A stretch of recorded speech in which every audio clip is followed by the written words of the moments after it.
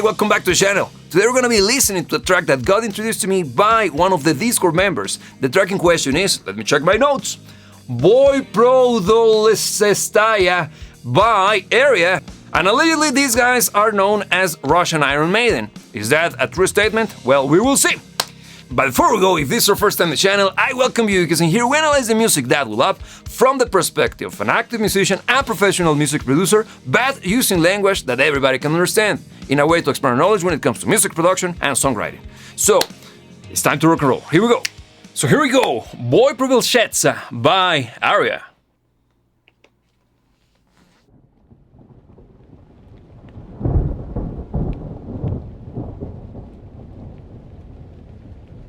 Снова ночь, и в глазах ползает страх.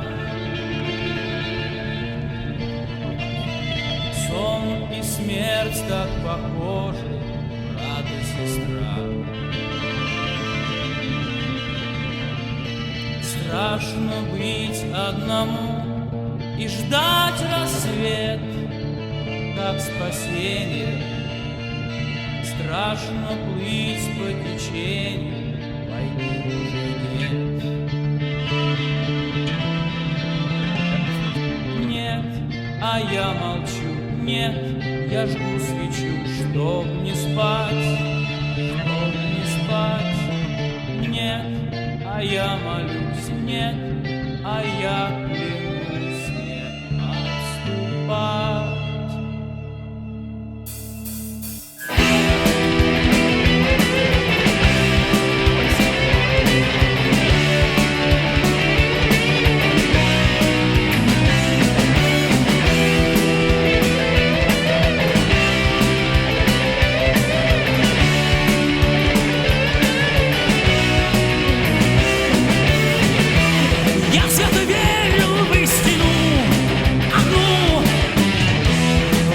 Дважды мертвым, чем истлеть в плену. Я убивал, чтоб жить без иного бить. Игры мужчин с войною трудно запретить. Солнце глазам и в марше на восход. Воздух плюется кровью, сушит черный рот. Кровь — это мой наркотик, долг, мой флаг. Я как заложник долго расстрелял свой страх, страх. Бой продолжается, мой бой продолжается, мой бой.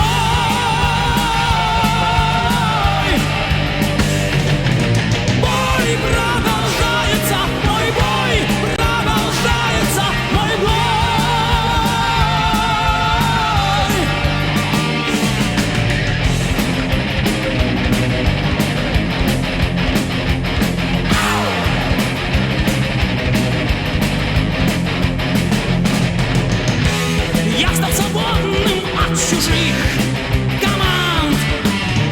Sorry for interrupting, but you know the drill.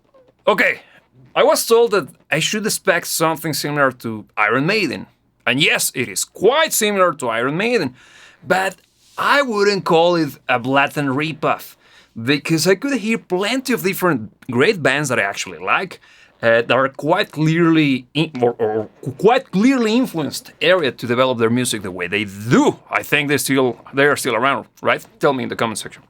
But which bands am I thinking of? Of course, Iron Maiden is totally out of the question, but also Scorpions, because the vocals reminds me of the style of singing. I'm not talking about the colorful or the sonic characteristics of the vocals, if that makes sense to you. I'm referring or trying to describe the approach to writing the melodies sang by the singer, if that makes sense to you. It kind of has a little bit of Scorpions in the mix, in the way that those melodies are written. But also, it reminds me quite a lot of Testament, which is another band that I truly like. And this is a very interesting combination of all of those bands, at least up until this point. I gotta point out or draw your attention to the drumming. It's very good. I think it's heavily influenced by Nico McBride, the late, not late, he hasn't passed away, but he's no longer part of Iron Maiden. And he is neither the first drummer as well, but he's probably the one that established himself as the sound of the band. And clearly you can see that these guys, they are drawing plenty of inspiration from Iron Maiden, but it's doing its own thing. I am truly surprised because I truly expected this to be very similar, because this is coming from that period of time in which Iron Maiden was basically the face of the new wave of British heavy metal, which I happen to be a huge fan of, as well, probably you can tell. Then, the guitar work so far has been very good. I like what they did in the intro. It was very Pink Floydy, very atmospheric, kind of bluesy. It also kind of gave me a little bit of a Stevie Ray Vaughan vibes. I know it's totally different, but a little bit. Probably the twanginess and the bluesiness of the notes being played, and the way they were super in the background, kind of very much influenced by this effect. The effect in question, and probably you know what what's coming. Reverb sounds like that. And as you can see, it's an effect that we use in an attempt to recreate the sound of a space to artificial methods. And in this case, they probably used a very big sounding reverb, probably maybe a digital one. I don't know. You should tell me, because if I recall correctly, this is from 1989. But I might have my numbers incorrect, but I think I'm not. So technology should be very much available, or at least a little bit of the technology that was used during that period of time should be available in what is about to change or turn into Russia.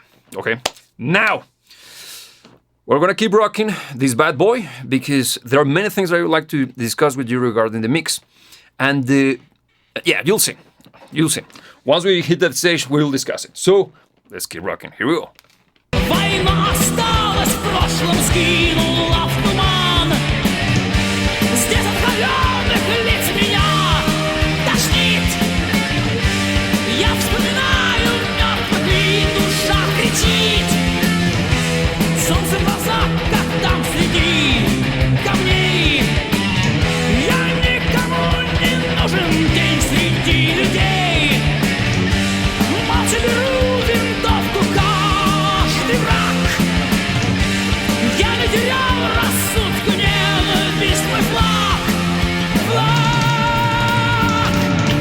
Бой продолжается, мой бой продолжается, мой бой.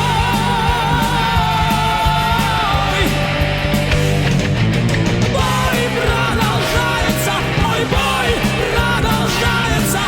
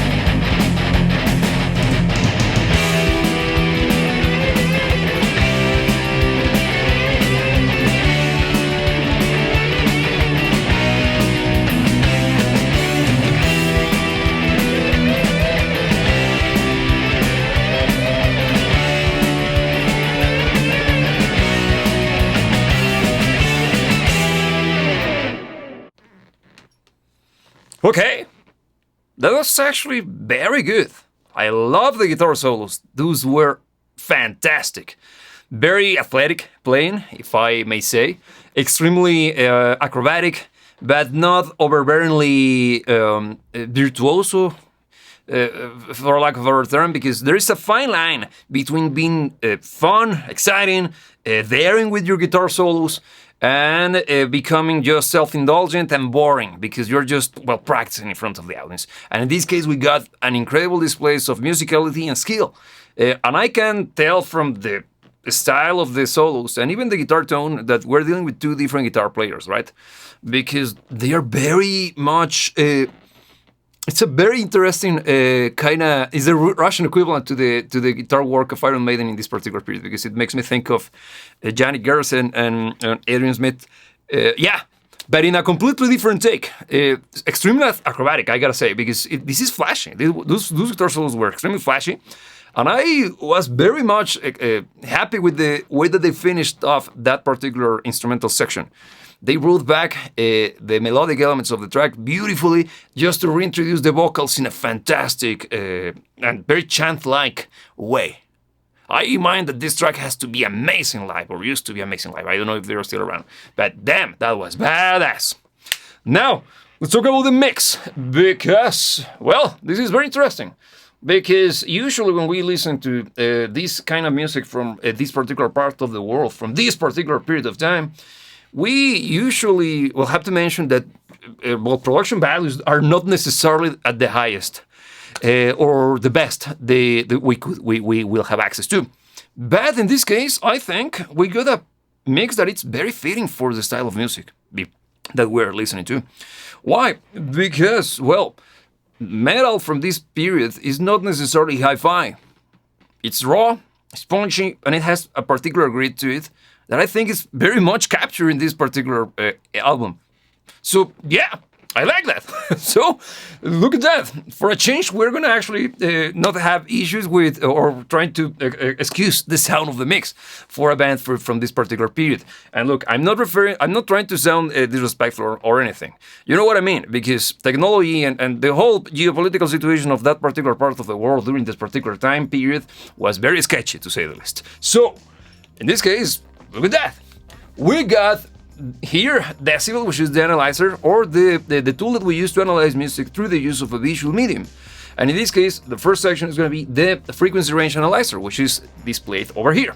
This white line is showing us how loud each of the different frequencies of our human hearing range, which starts from 20 all the way down to 20,000 Hertz, were at their highest point. Okay?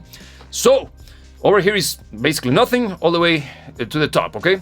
So, we got here, as usual, well, surprisingly, a very prominent and kind of even low end. I wasn't expecting this when listening to the track, because it's very present, it's punchy, but look at this. The song is so exciting and fun that I didn't pay attention to that particular section of the music, if that makes sense. But it's very there. It's not stupidly loud, it's not stupidly overbearingly present, and it's doing its job. I'm not gonna tell you that it's fantastic, but it's not awful, and it's working. And here is the interesting section. Probably this is the bass and the kick playing together, because they are loud in the mix, but they're not that loud. I think they are very much similar in volume when compared to the sound of the vocals, which, by the way, he's very good. His style is very unique. And it has kind of the tropes from this style of metal, but he's not. He doesn't sound like a ripoff. He doesn't sound like Russian Bruce Dickinson. Get me? He has his own thing going for him. Very good range, and I like the texture of his voice. He has this thing that is very unique to him. I like it. And I'm a singer myself, so I usually pay quite a lot of attention to this kind of style of singing, because I like that. And it's very expressive. I also gotta tell you that he's very expressive. His voice is very much used to its full extent, at least when it comes to the theatrics, the performance in this song. Okay, now, going back to the analyzer. Mid-range galore, of course. because this is clearly an album from this period, and it's influenced by all of the seminal heavy metal records from this period as well. So we got plenty of mid-range, because this is a guitar-driven track. Even though I mentioned that the drums and the kick, or the kick drum and the bass are kind of loud, they're not as loud as you would find them in an Iron Maiden record, because in the case of Iron Maiden, well, Steve Harris is the boss, right? So his bass is always very loud, to the point of being almost comical. And this is coming from a huge Iron Maiden fan, okay?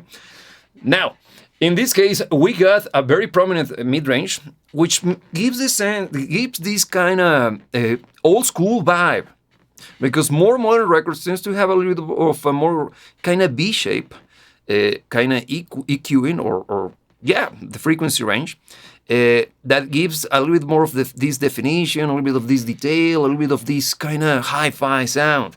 And here we're dealing with a, damn you, this is just goddamn heavy metal, God-fearing heavy metal, and it's delivering in the spades. Now, let's take a look at the second section, because this is my favorite part of this analysis, and well, you know it if you have been watching for a while. This is the dynamic range, and this song is it's a good example of how to use dynamic range in music. First, what on earth is dynamic range? Great question, I'm glad that you didn't ask. Dynamic range stands for the difference between the highest point in volume with the lowest point in volume throughout time of any given track. Why? Or why is that important? It's important because, for whatever reason, we understand loudness as excitement or intimacy. When something is loud, it's super exciting. When something is quieter, it's sexier and darker and more spooky sounding as well. So, look at this. This blue blob is showing us the different points in loudness of the song throughout time.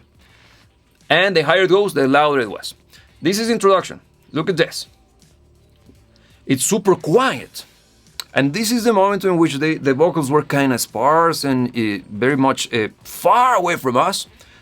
And the guitars that I mentioned in my first commentary, you got those guitars that felt that they were kind of coming from the darkness of the forest. The guitar player was playing behind a tree or something, because it feels like that. It's super far away and giving this kind of creepy vibe and mysterious vibe. And then, bam! Rock and roll, man. Full on Iron Maiden style of playing. The entire band kicks in, melodic but punchy, fast, aggressive sounding. And see how the track kept that momentum during the first section. You might say, well, it's obvious that they jumped in volume. Yeah, but look at this. See what happens in the next section. We got the same intensity going, because the track is fast-paced. And this is one of those songs that if you lose the momentum, you start to sound dull. Don't know if that makes sense to you, because you're so pumped up, you as an audience member, you're like, yeah, you're headbanging. And if for whatever reason the band starts to lose that energy, the momentum is going to be lost. And this track has to keep that momentum going, but this is where they do the magic. Look at this. This is where they start to get prepared for the fantastic flurry of musicality that was the guitar solo section. And see how cleverly the mix itself starts to go down in volume, just a tiny bit, for it to little by little, and you can even see the steps of the momentum developing little by little, for it to go once again. But this is the loudest point of the track. Why I know that this is the guitar solo, not just because of the time code, but also because this is the loudest, most exciting part of the song. For it to deliver that fantastic final chorus with all of the energy, excitement, and awesomeness that this track has to offer. That was good. That was very good. I truly like this track. I'm gonna keep listening to this album because this was, as I mentioned during the introduction of this video, or for this video, it was introduced to me, or it was presented to me by one of the members of my Discord. So you should consider joining, because we're talking about music that doesn't suck mostly every day over there, and we're also giving some recommendations to each other. So yeah, thank you for the recommendation, and I'm gonna keep listening to this album because there are many more great songs from this guy that I think we can analyze together. So if you happen to have any recommendation as well, please share it with me and the Dot Police in the comment section down below. As usual, if you haven't subscribed so far, well, consider doing it because we will be producing these videos every week.